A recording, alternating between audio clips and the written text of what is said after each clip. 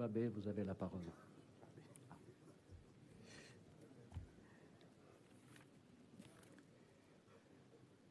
Bonsoir. Je tiens à préciser que je ne suis pas abbé. Je suis venu avec le père Paul Mandika qui a dirigé la prière. Je suis Dr Philippe Abraham Birantine, le président du Conseil national du laïcat du Sénégal. Excellences, Monsieur le Président de la République, distinguées autorités, chers concitoyens, le 31 mai 2024, Son Excellence, Monseigneur Benjamin Ndiaye, archevêque métropolitain de Dakar, nous avait donné mission de représenter l'Église catholique du Sénégal au dialogue national que Son Excellence, Monsieur Macky Sall, avait organisé.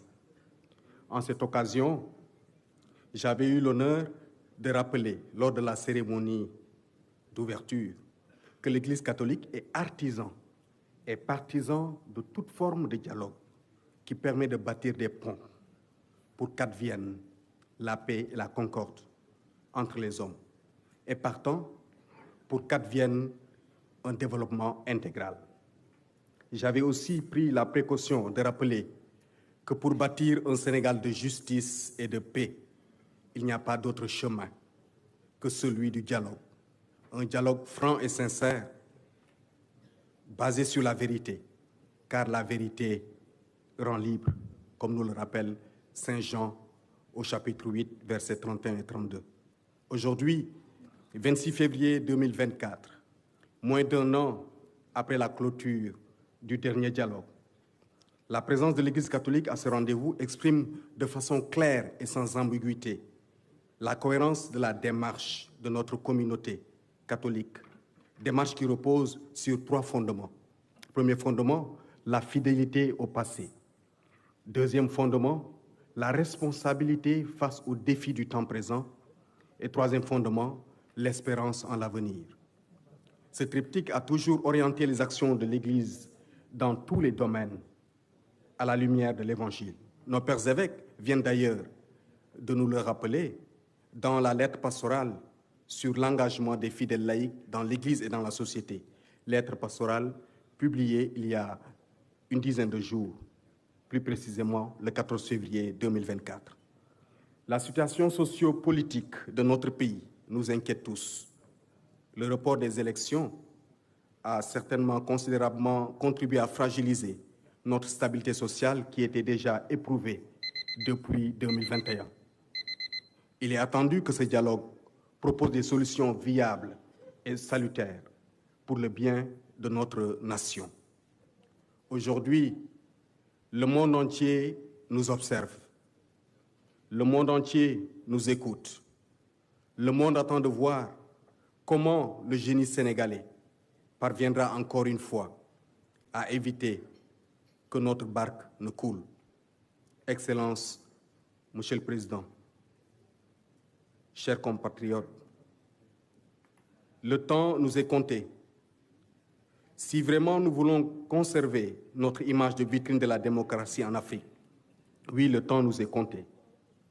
Et je me fais le devoir ici de donner quelques positions de l'Église. La première position, c'est que nous devons respecter nos institutions. Aujourd'hui, si nous ne respectons pas le président de la République, nous ne pouvons pas appeler les autres au respect du président de la République.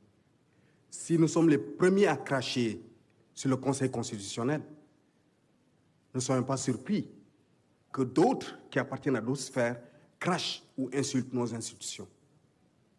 Donc, le premier point, c'est le respect de nos institutions. Le deuxième point, la poursuite du processus électoral. Nous pensons qu'il est important de poursuivre ce processus. Nous avons participé à la Coupe d'Afrique. Tout le monde a décrié la façon dont le Sénégal a été éliminé. On a voulu qu'on regarde la VAR. Pourtant, le Sénégal a été éliminé. Et la compétition s'est poursuivie.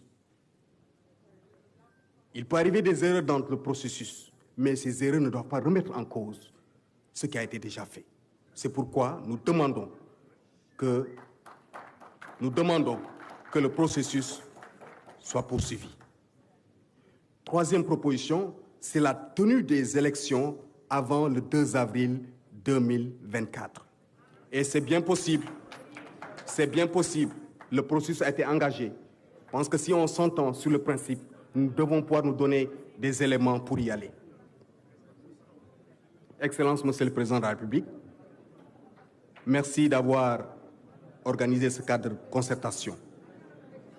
En ce temps de carême, tous les catholiques de notre pays prient pour qu'il y ait la paix. La paix dans les cœurs, la paix dans les foyers, la paix au Sénégal. Et nous demandons l'union sacrée autour de notre nation. Parce qu'au-delà de nos partis politiques, au-delà des élections, il y a le Sénégal. Il faut préserver ce Sénégal-là. Je vous remercie.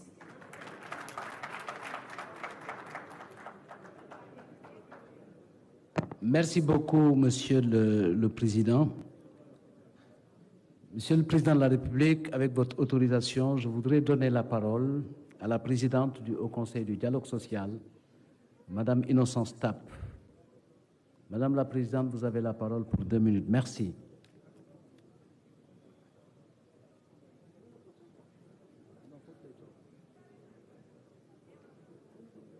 Madame la Présidente, vous pouvez prendre la parole à partir de votre position.